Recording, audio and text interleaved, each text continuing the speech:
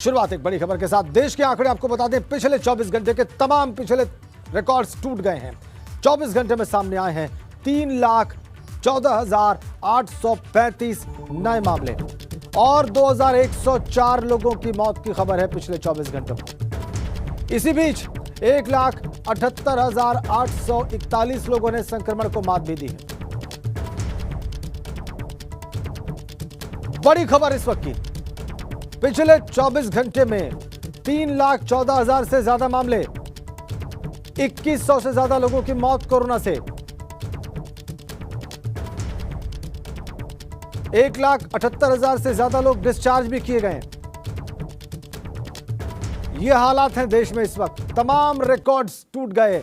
अब की बार आंकड़ा 3 लाख के पार। ये देखिए कोरोना मीटर 3,14,000 के पार 22 अप्रैल को, 21 को 2,95,000 के पार, 20 अप्रैल को 2,59,000 के पार। इसके पहले के आंकड़े देख लीजिए, 19 अप्रैल को 2,73,000 के पार, 18 अप्रैल को 2,61,000 के पार, 17 अप्रैल को 2,34,000 के पार। कोरोना ग्राफ लगातार ऊपर और ऊपर की ओर जाता हुआ, और साथ में परेशानियों का ग्राफ भी लगातार ऊपर की ओर। पिछले कुछ दिनों के आंकड़े हमने आपकी स्क्रीन पर रख दिए हैं। पिछले 24 घंटे में 3,14,800 से ज्यादा मामले और 2,104 लोगों की मौत। भयावह स्थिति पूरे देश की बात करें तो उत्तर प्रदेश में भी तमाम रिकॉर्ड्स टूटे हैं पिछले 24 घंटे में। देश में भी तमाम रिकॉर्ड्स टूटे हैं पिछले 24 घंटे में से। यह स्थिति देश और प्रदेश की, तमाम पिछले रिकॉर्ड ध्वस्त होते हुए कोरोना संक्रमण के। 1,78,000 से ज्यादा मरीज डिस्चार्ज किए गए हैं।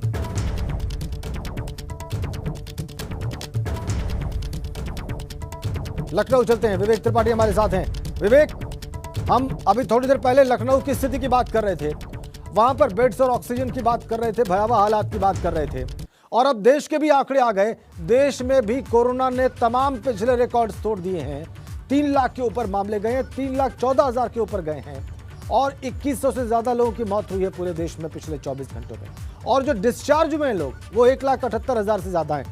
तो डिस्चार्ज होने वालों में और नए एक्टिव केसेस के बीच में फासला लगभग 2 गुने का। भयावह स्थिति है विवेक। जी बिल्कुल राजेंद्र, आप जैसा कह रहे हैं स्थिति भयावह है। ये देश और यूपी में, महाराष्ट्र में ऐसी स्थितियां हैं जो काबू के बाहर हो चुकी हैं। देखिए 3,14,800 का जो आंकड़ा आया है वो पूरे विश्व में सबसे ज़्यादा है। इसके पहले अगर बात करें तो अमेरिका में सबसे ज़्यादा कोरोना संक्रमित आते थे, लेकिन अब इंडिया ने, भारत ने कोरोना के मामले में अमेरिका को भी पीछे छोड़ दिया है। देखिए अभी तक जो WHO की जो लिस्ट थी, जो विश्व स्वास्थ्य संगठन ने लिस्ट बनाई थी, उसमें अमेरिका सबसे टॉप पर था और भारत दूसरे नंबर पर है। ब्राज़ील है, इसके बाद तमाम और देश हैं। लेकिन अब स्थितियां जैसी हो रही हैं कि अमेरिका को हमने पहली बार, इसके पहले ऐसा कभी नहीं हुआ, कोरोना को हुए 1 साल हो गया है और ये सेकंड वेव है, लेकिन कभी ऐसा नहीं हुआ कि आंकड़े या संक्रमितों की संख्या अमेरिका से ज़्यादा हो। अब अमेरिका से ज़्यादा हो गई तो हालात आप समझ सकते हैं कि कितने बुरे हैं। वर्ल्ड हेल्थ ऑर्गेनाइजेशन ने जो आंकड़े निकाले हैं उसके हिसाब से आपको बता दें कि 52 लाख के आसपास संक्रमितों का केस 1 सप्ताह में आए हैं, और इसमें जो मौतें हुई हैं 10 लाख 9 महीने में, पूरे विश्व में 10 लाख मौतें हुई थी और 4 महीने में ये बढ़ के 20 लाख हो गई। अब जो मौतों का आंकड़ा है पूरे वर्ल्ड में वो 3 महीने में ही 30 लाख हो चुका है। तो समझिए कि हर 3 महीने में संख्या दोगुनी होती जा रही है। देश में जो स्थिति है, देश में जो केंद्रीय स्वास्थ्य मंत्री डॉक्टर हर्षवर्धन ने, उन्होंने बताया कि 146 जिले संक्रमण के ऐसे हैं जहां पर स्थितियां बहुत गंभीर हैं। इसमें ज़्यादातर महाराष्ट्र के हैं, उसके बाद दूसरे नंबर पे यूपी का आता है। यूपी में लखनऊ की स्थिति बहुत खराब है।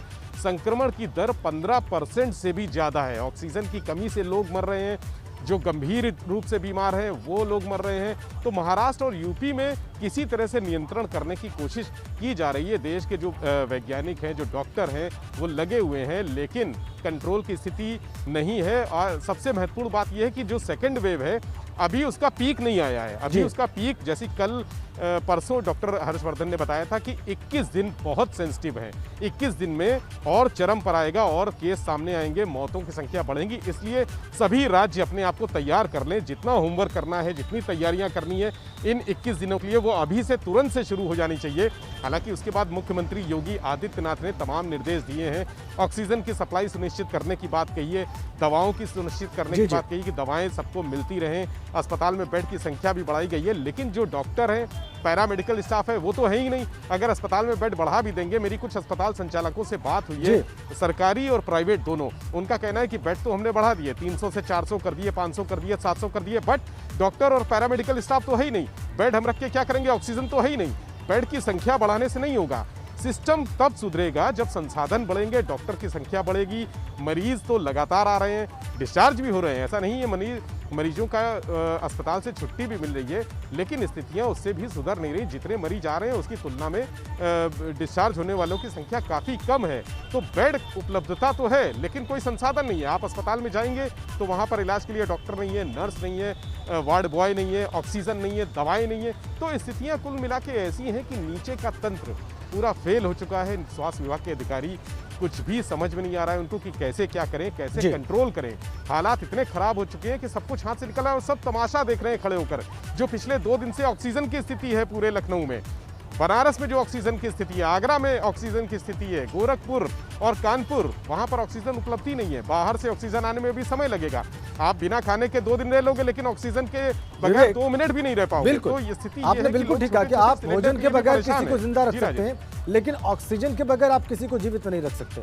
और अगर बड़े शहरों का भी एक ही हाल है, चाहे वो लखनऊ हो, वाराणसी हो, आगरा हो, कानपुर हो, अगर वहां पर यह हाल है, प्रयागराज हो, अगर यहां पर स्थितियां ऐसे संकट में दिखाई दे रही हैं, वहां पर लोग मूक दर्शक दिखाई दे रहे हैं, जिम्मेदार लोग, व्यवस्थापक लोग, अधिकारी अक्षम दिखाई दे रहे हैं, तो फिर जो छोटे कस्बे हैं, मसलन गाजीपुर है, मसलन जो आजमगढ़ जैसे इलाके हैं, जैसे शहर हैं, या बस्ती है, बाराबंकी है, अगर यहाँ पर केसेस बढ़ते हैं तो वहाँ पर स्थितियों से कैसे डील किया जाएगा विवेक, वहाँ पर चुनौतियों से कैसे निपटा जाएगा अगर बड़े शहरों का यह हाल?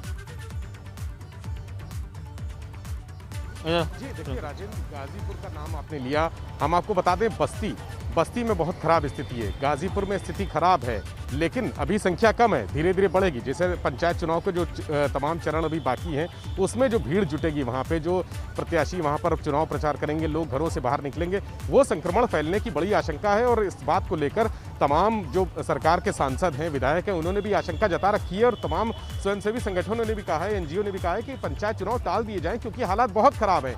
इस तरह से जो अमरोहा में छोटा सा जिला है, लेकिन वहाँ पर भी 700-800 के आसपास कोरोना पेशेंट आ रहे हैं। बस्ती की आपने नाम लिया, बस्ती भी हाईली सेंसिटिव इलाका हो गया है, वहाँ पर भी कोरोना पेशेंट की संख्या बढ़ रही है।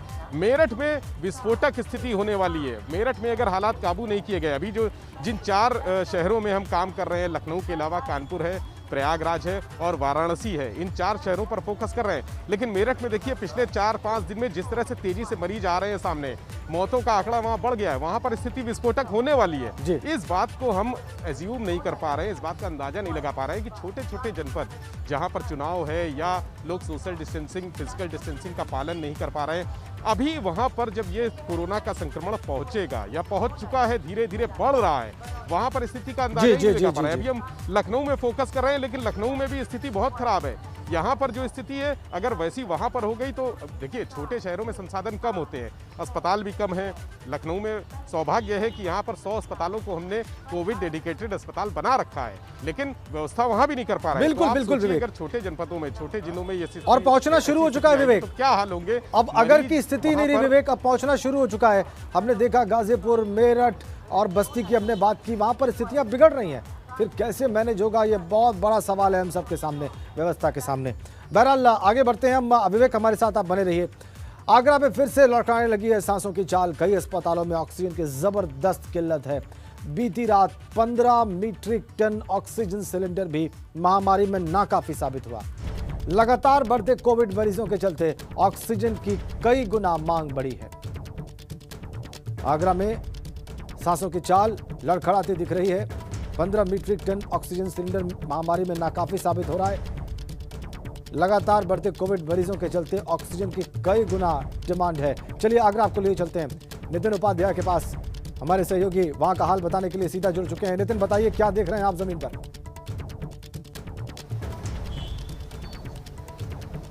देखिए, बिल्कुल कहा जाए त्राहिमाम कहा जाए तो बिल्कुल गलत नहीं होगा। भले ही देर रात जमशेदपुर से 15 मीट्रिक टन का एक ऑक्सीजन कैप्सूल आगरा आया है, तमाम हॉस्पिटलों में ऑक्सीजन की सप्लाई होनी है, लेकिन फिर भी ये कहा जाए नाकाफ़ी साबित हो रहा है। जिस अमित जग्गी हॉस्पिटल के बाहर मैं खड़ा हुआ हूँ, उसके ओनर डॉक्टर रमेश जग्गी का कहना है कि हमारे पास ऑक्सीजन सप्लाई बिल्कुल आधे घंटे का बैकअप है। और ऐसे में लगातार वो प्रशासनिक अधिकारियों से बात कर रहे हैं, ड्रग इंस्पेक्टर से बात कर रहे हैं। इसके साथ ही उनको आश्वासन दिया गया है कि ऑक्सीजन के जो तमाम सिलेंडर हैं जल्दी पहुँचेंगे।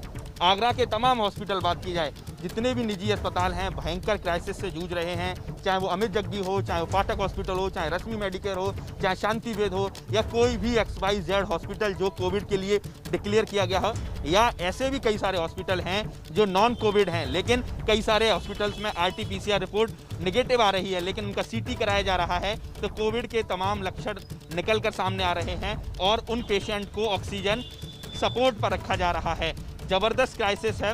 हालांकि देर रात 15 मीट्रिक टन का एक कैप्सूल जरूर पहुंचा है आगरा में, उससे सप्लाई दी जा रही है, लेकिन जो सबसे ज़्यादा सप्लाई हो रही है वो SN मेडिकल कॉलेज में हो रही है, क्योंकि वहाँ सबसे ज़्यादा बड़ी संख्या में कोविड अस्पताल में मरीज भर्ती हैं। लेकिन पूरे आगरा की बात की जाए, तमाम जो जितनी भी यूनिट्स हैं जो जहाँ से ऑक्सीजन जनरेट होती है, प्रोडक्टिविटी जहाँ होती है, वो प्रॉपर तरीके से सप्लाई नहीं दे पा रही है।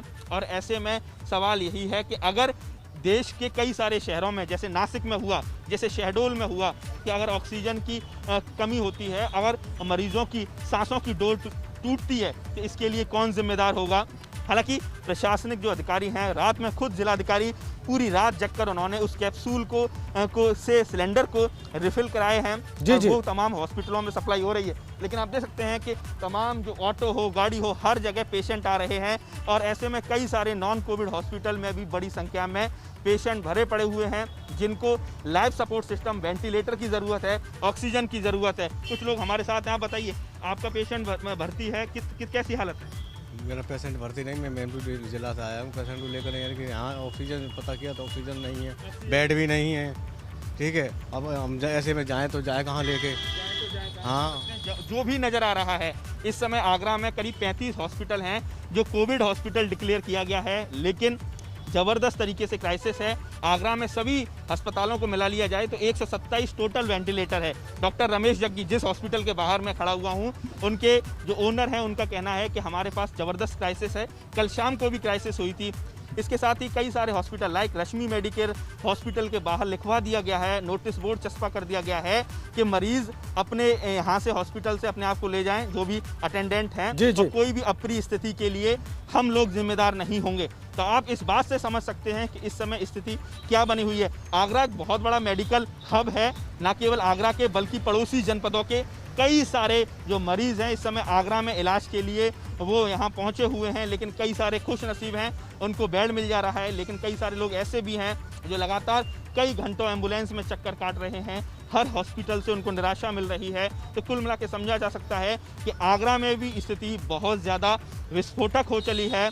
ऑक्सीजन क्राइसिस इस समय लगातार चरम पर है। हालांकि प्रशासन का ये दावा है कि हमने 6 ऑक्सीजन प्लांट लगवाए हैं एतमादपुर इलाके में, और वहाँ से जो ऑक्सीजन जनरेशन का काम 3 दिन बाद शुरू हो जाएगा। लेकिन सवाल ये है कि जहां अगर ऑक्सीजन सप्लाई जैसे भी बाधित होती है, तुरंत जिंदगी की डोर टूट जाती है। बिल्कुल ठीक है, 3 दिन बहुत ज्यादा बहुत महत्वपूर्ण है, बहुत महत्वपूर्ण है नितिन, इसमें कोई शक नहीं है। जो आप बता रहे हैं स्थितियां गंभीर हैं आगरा में। 3 दिन का जो गैप है, जो फासला है, वो बहुत बड़ा साबित हो सकता है कई लोगों के लिए। और इसी बीच में एक बड़ी खबर अपने दर्शकों को दे दें। अलीगढ़ से खबर आ रही है, कोविड-19 अस्पताल में एक के बाद एक 5 लोगों की मौत की खबर आ रही है। बुधवार शाम को कुछ घंटों में 5 लोगों ने दम तोड़ा है। सभी 5 मरीज वेंटिलेटर पर थे। परिजनों ने ऑक्सीजन की कमी से मौत का आरोप लगाया है। मौत के बाद परिजनों ने अस्पताल में हंगामा भी किया है। एक के बाद एक अलीगढ़ में कोरोना के 5 मरीजों ने दम तोड़ दिया। ये सभी 5 मरीज वेंटिलेटर पर थे। ऑक्सीजन की कमी से मौत का आरोप लगा रहे हैं इनके परिजन। अभी हम ऑक्सीजन की कमी का ही जिक्र कर रहे थे और अलीगढ़ से खबर आ गई। अलीगढ़ में 5 मरीजों ने एक के बाद एक दम तोड़ दिया।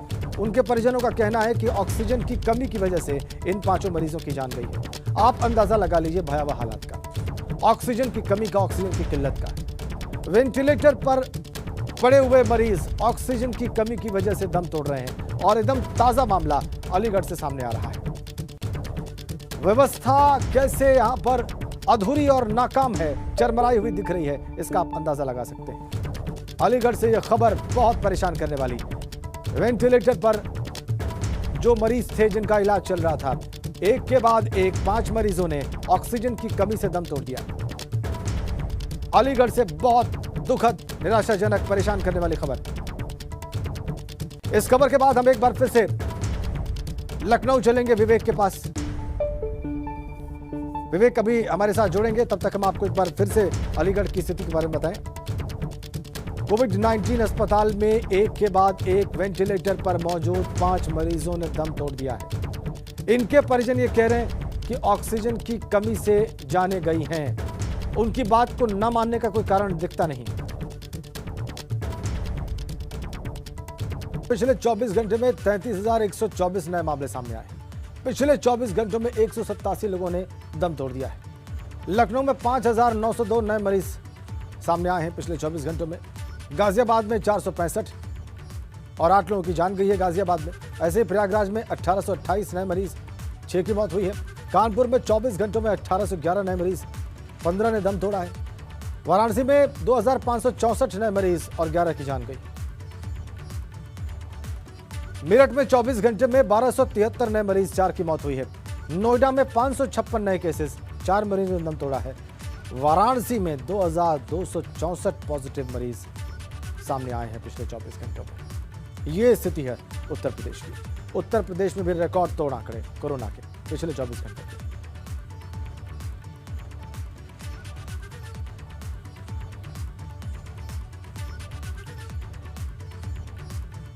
और कोरोना के बढ़ते संक्रमण पर मुख्यमंत्री योगी गंभीर दिखाई दे रहे हैं। कई जिलों के जिलाधिकारियों के साथ उन्होंने समीक्षा बैठक की है। लखनऊ, कानपुर, वाराणसी और प्रयागराज के जिलाधिकारियों के साथ मुख्यमंत्री ने बैठक की है वर्चुअली, क्योंकि सबसे ज़्यादा मामले इन्हीं 4 जगहों से, इन्हीं 4 शहरों से अभी तक सामने आए हैं। चाहे लखनऊ हो, कानपुर हो, वाराणसी हो, प्रयागराज हो, इनके साथ अलग से बैठक की है मुख्यमंत्री ने। अतिरिक्त ऑक्सीजन की ज़रूरत पर लगातार नज़र बनाए हुए हैं मुख्यमंत्री। लखनऊ में 4500 से ज़्यादा बेड्स कोविड के लिए उपलब्ध किए गए हैं। केजीएमयू में 380 बेड्स की बढ़ोतरी हुई है। प्रदेश के सभी जिलों में ऑक्सीजन आपूर्ति की बेहतर की गई है।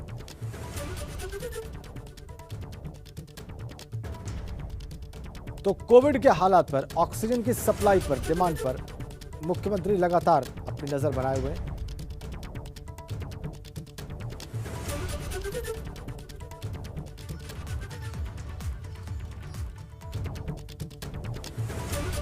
कोविड पर मुख्यमंत्री की समीक्षा बैठक में 4 जिलों के जिलाधिकारी भी शामिल हुए। वहां पर जो गंभीर हालात हैं उसके मद्देनजर मुख्यमंत्री ने इनके साथ समीक्षा की। इस बीच में जो चीजें बढ़ी हैं व्यवस्था में, उसके बारे में भी हम आपको बता रहे हैं। ऑक्सीजन आपूर्ति सभी जिलों में पहले से बेहतर की गई है, लेकिन फिर भी वो कम पर दिखाई दे रही है कई जगहों पर।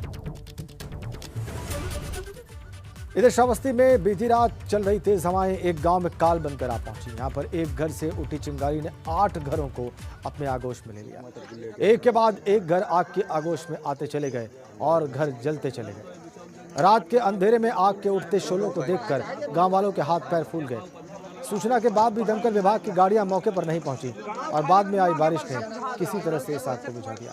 तो बाद में जो बारिश आई वो वरदान साबित हुई इस गांव के लोगों को। बारिश ने आग बुझाई, दमकल विभाग की गाड़ियां तो नहीं पहुंच पाई। श्रावस्ती की तस्वीरें। कई बार बुलाए जाने के बाद भी फायर ब्रिगेड की गाड़ियां वहां पर नहीं पहुंची।